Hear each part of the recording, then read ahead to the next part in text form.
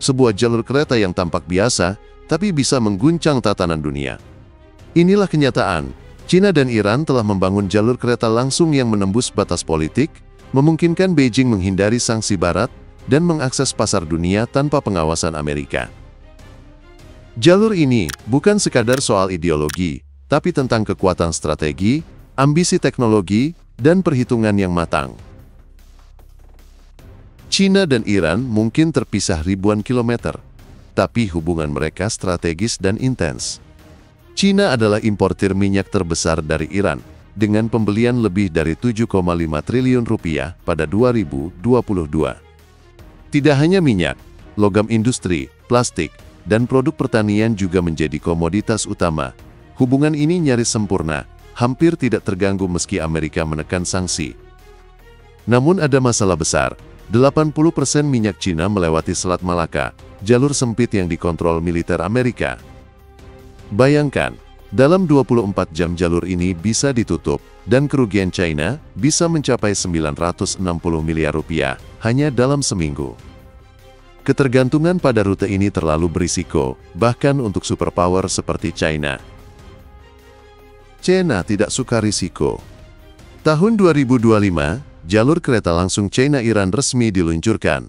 Lebih dari 950 km ditempuh dalam 14 hari, jauh lebih cepat dibandingkan perjalanan laut yang memakan 30 hingga 40 hari. Kereta ini melewati Kazakhstan, Uzbekistan, dan Turkmenistan, membawa 32 kontainer dari Xi'an ke Iran tanpa pengawasan militer Amerika. Jalur ini bukan proyek biasa. Ia melewati gurun berpasir yang bergeser, pegunungan terjal, dan dataran tinggi seismik. Tantangan teknisnya sangat kompleks. Pasir yang bergerak bisa merusak rel, gunung rawan gempa harus dilewati dengan terowongan, dan iklim ekstrim bisa menghancurkan infrastruktur. Biaya proyek melebihi 30 triliun rupiah, didanai oleh bank-bank China dan Asian Infrastructure Investment Bank. Bagian kunci di Iran bahkan dibangun bawah tanah, melindungi jalur dari serangan udara atau bencana alam. Bagi Iran, jalur ini adalah perisai ekonomi. Minyak mereka bisa dijual ke China tanpa campur tangan Barat. Pendapatan minyak Iran menembus 1 kuadriliun rupiah pada 2024, rekor satu dekade. Kesepakatan ini memberi Iran pelanggan setia, sekaligus mengurangi tekanan sanksi internasional. Tapi ancaman langsung muncul. 19 hari setelah jalur dibuka, Israel melancarkan serangan besar terhadap fasilitas energi Iran.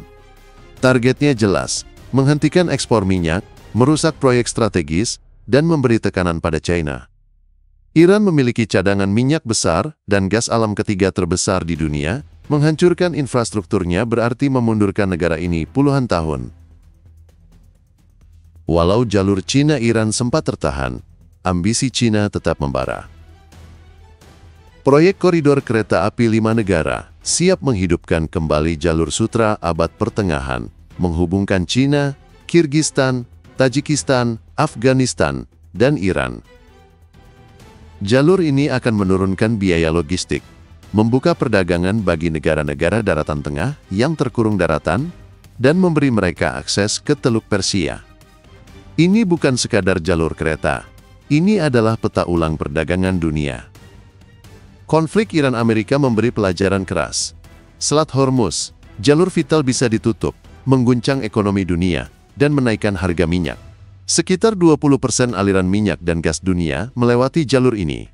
Di Teluk Merah, serangan Houthi juga meningkatkan biaya transit. Dunia membutuhkan jalur alternatif yang aman, cepat, dan bebas intervensi militer Barat. China dan Rusia kini mengincar Northern Sea Road, jalur pelayaran terpendek antara Eurasia Barat dan Asia Pasifik. Tantangannya, es tebal, badai Arktik, dan suhu ekstrim.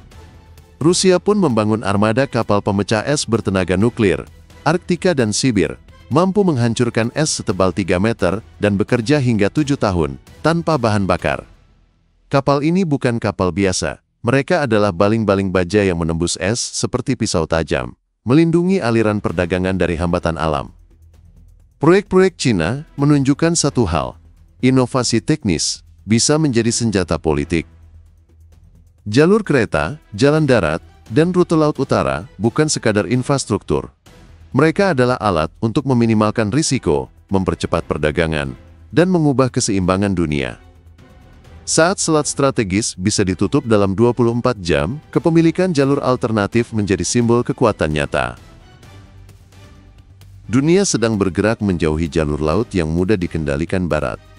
Jalur darat dan rute Arktik menunjukkan satu hal: strategi, inovasi, dan tekad dapat membentuk ulang peta ekonomi dunia. China tidak hanya mencari jalur alternatif, ia menciptakan jalur yang tidak bisa diganggu oleh kekuatan militer manapun.